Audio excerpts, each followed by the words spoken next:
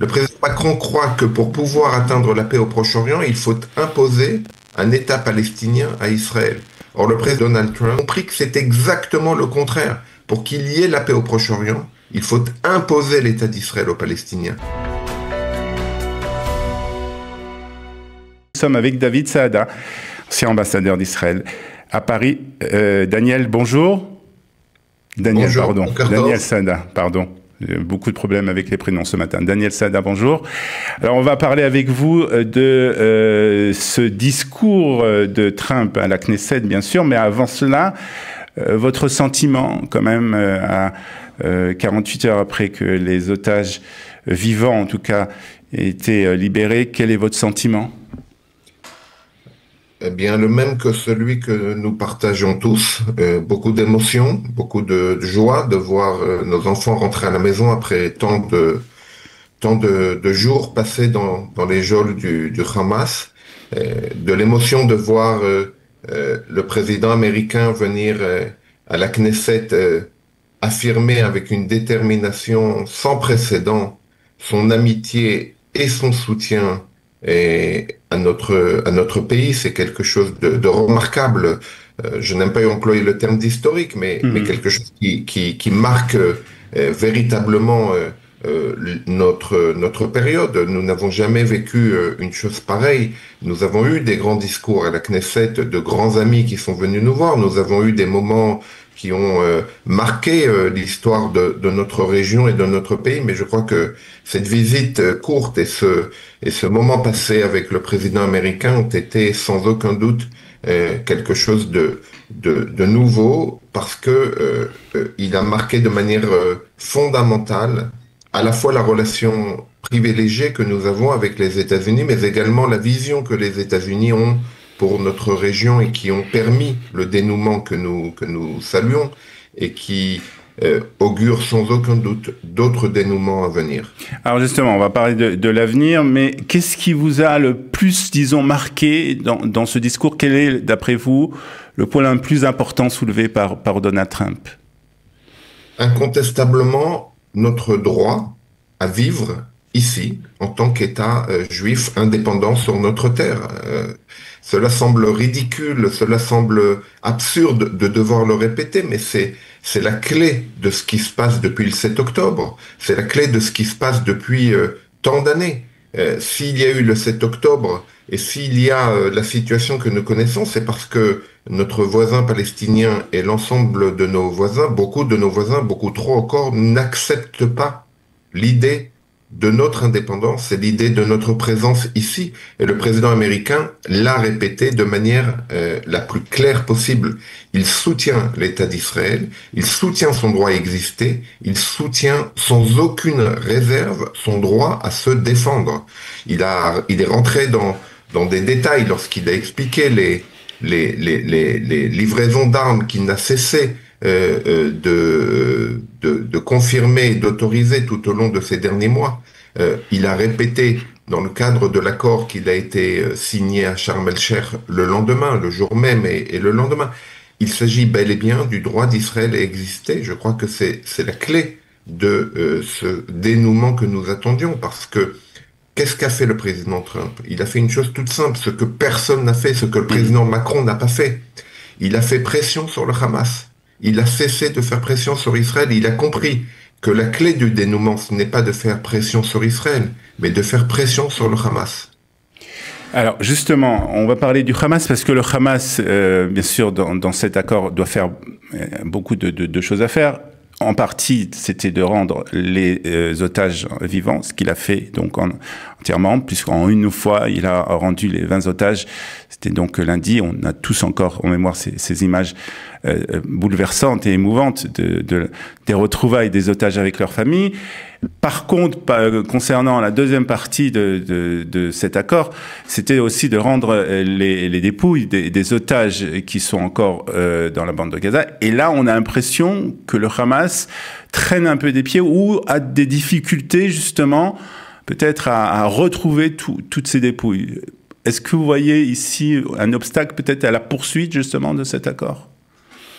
L'urgence qui s'imposait était d'abord de restituer et de permettre aux otages en vie de pouvoir retrouver la liberté de rentrer à la maison. Souvenez-vous de ce que les plus optimistes nous disaient, le Hamas n'acceptera jamais de libérer les otages en vie, c'est la clé de leur survie, c'est leur monnaie d'échange, ils en libéreront 17, 18, ils en garderont un, ils feront tout pour maintenir leur pression sur Israël, etc., etc. Tout cela ne s'est pas passé. Nous avons réussi à obtenir que tous les otages en vie rentrent en une seule fois à la maison, c'est ce qui s'est passé avant-hier. Nous devons le saluer. Alors oui, évidemment, les dépouilles des otages qui ont été assassinés pendant leur captivité ou qui ont été capturés morts, parce qu'il faut le rappeler, le Hamas a également capturé et pris en otage des corps le 7 octobre, dans l'espoir et dans l'idée de les utiliser comme monnaie d'échange. Il faut répéter inlassablement cette attitude macabre, cette politique macabre et funeste du Hamas. La libération, le retour des dépouilles des otages reste évidemment la priorité aujourd'hui, la deuxième priorité. Elle va se faire, elle sera plus compliquée pour des raisons à la fois subjectives et objectives. Subjectives parce que le Hamas essaye de traîner des pieds, mais également objectif car il semble qu'il y ait quelques difficultés à réunir tous ces corps et toutes ces dépouilles qui se trouvent aujourd'hui dans cette bande de Gaza totalement dévastée. Mais cela va se faire, je n'en doute pas, il y a des mécanismes qui ont été mis en place et nous avons la possibilité également de ralentir le rythme de libération des prisonniers que nous avons, sur lesquels nous nous sommes engagés. Je rappelle également qu'il y a un certain nombre d'États de la région, la Turquie, l'Égypte et le Qatar, qui sont les garants de cet accord qui a été signé et qui devrait permettre au Hamas de respecter ses engagements. Donc je reste optimiste malgré tout en sachant que notre gouvernement ne renoncera jamais à permettre le retour de tous nos enfants à la maison. Alors la deuxième partie de cet accord, qui doit avoir lieu donc un peu plus tard, et en tout cas qui devrait commencer maintenant, c'est aussi, et là ça repose beaucoup sur le Hamas, une partie sur le Hamas, une partie sur l'autorité palestinienne. Et le Hamas, dans cet accord, doit rendre les armes, détruire les tunnels qui sont dans la bande de Gaza, et du côté de l'autorité palestinienne, c'est elle qui est censée, après avoir fait des réformes au sein de l'autorité palestinienne, c'est elle qui est censée prendre, on va dire, le pouvoir dans la bande de Gaza. Est-ce que vous voyez dans ces points des difficultés qui risquent d'apparaître au cours des mois ou des années à venir?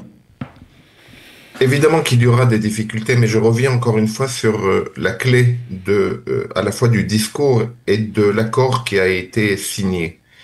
Ce qui est important, ce sont les deux points qui me semblent essentiels. Le premier, c'est le rappel face au monde entier, face à tous les leaders de la région, face au monde palestinien, de la part du président de la plus grande puissance aujourd'hui, le rappel de cette évidence, le droit d'Israël à exister et à se défendre. La deuxième clé, le deuxième point qui me semble essentiel, c'est le retour de Donald Trump sur la responsabilité palestinienne. Il accuse les Palestiniens de ne pas démanteler, de ne pas avoir tourné le dos à la violence. Il appelle les Palestiniens à choisir enfin le chemin de la réconciliation, le chemin de la fin de la violence et du terrorisme, la déradicalisation, la désislamisation, la fin de la corruption, la fin de l'incitation permanente à la violence et au terrorisme qui caractérise depuis tant d'années la partie palestinienne. Et je crois que c'est ça la clé. C'est exactement ce que le président Macron n'a pas compris. Le président Macron croit que pour pouvoir atteindre la paix au Proche-Orient, il faut imposer un État palestinien à Israël. Or, le président Donald Trump a compris que c'est exactement le contraire. Pour qu'il y ait la paix au Proche-Orient, il faut imposer l'État d'Israël aux Palestiniens. Il faut imposer l'État d'Israël au monde arabe et au monde arabo-musulman. Et c'est cette perspective, cette dynamique qui est en route depuis quelques jours dans notre région. Dernière question, justement, elle concerne le président Macron et d'une manière générale plus les pays européens. On a vu aussi, bien sûr, donc à Sharm el-Sheikh, le président Macron ainsi que d'autres dirigeants européens. Est-ce que vous pensez que Donald Trump va laisser une place justement à ces pays européens, au président Macron, d'avoir un rôle à jouer dans la région? Vous savez, dans les fauteuils les plus confortables des plus beaux théâtres, vous avez toujours des strapontins sur les côtés. Alors oui, peut-être qu'ils arriveront à s'asseoir sur un de ces strapontins, c'est leur souhait, c'est leur volonté. Je n'y vois pas d'inconvénient. On pourra leur trouver ci et là un strapontin, mais le fauteuil présidentiel, le fauteuil de velours rouge, vous savez, ce fauteuil sur lequel il est si bon de s'asseoir, il ne leur est pas réservé. Il est réservé aux États-Unis d'Amérique. Très bien, merci Daniel Saad, ancien ambassadeur d'Israël en France, pour ces explications et ces commentaires sur particulièrement le discours historique, on peut utiliser ce mot, le discours historique de Donald Trump à la Knesset. Merci et bonne journée à vous. D'accord.